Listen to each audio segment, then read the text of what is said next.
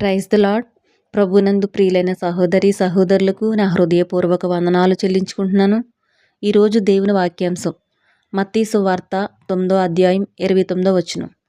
వారు నమ్ముచున్నాము ప్రభువా అని ఆయనతో చెప్పెను. అప్పుడు ఆయన వారి కన్నులు ముట్టి, మీ నమ్ముక చొప్పున మీకు కలుగునుగాక అని చెప్పినంతలో వారి కన్నులు తెరవబడెను.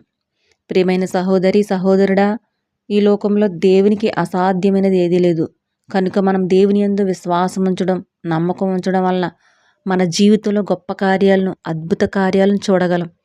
పరిశుద్ధ గ్రంథంలో చాలామంది దేవుని యందు నమ్మకం, విశ్వాసం ఉంచడం వలన తమ జీవితాల్లో గొప్ప అద్భుతాలను వారు పొందుకున్నారు. అనేక మంది రోగులు స్వస్థత పొందుకున్నారు. ఎన్నో సంవత్సరాలుగా ఉన్న వ్యాధులు కూడా నయమయ్యాయి. కుటుంబ సభ్యుల విశ్వాసం ద్వారా చనిపోయిన వారు సహితం లేపబడ్డారు. ఇలా ఎన్నో గొప్ప అద్భుతాలు జరిగాయి.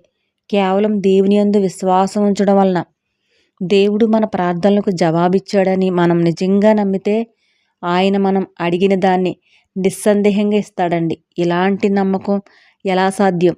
దేవుడు మన ప్రార్థన వినకపోయినా సరే విన్నాడని మనల్ని నమ్మించుకోవడం మూలాన ఎంత మాత్రం కాదండి. నిజమైన నమ్మకం దేవుని వాక్యమును ఉపయోగించి పరిశుద్ధాత్మ మా హృదయాల్లో జరిగించే పని మూలంగానే కలుగుతుంది. నా ప్రియమైన సహోదరి సహోదరుడా, ఈరోజు దేవుడు నీతో మాట్లాడుచున్నాడు. నీవు నీ సమస్యలు చూసి భయపడక నమ్మకం మాత్రం ఉంచు. నీకు నేనున్నాను, నీకు తోడై ఉండి నీకు సహాయకుడనై ఉంటానని దేవుడు సెలవిస్తున్నాడండి.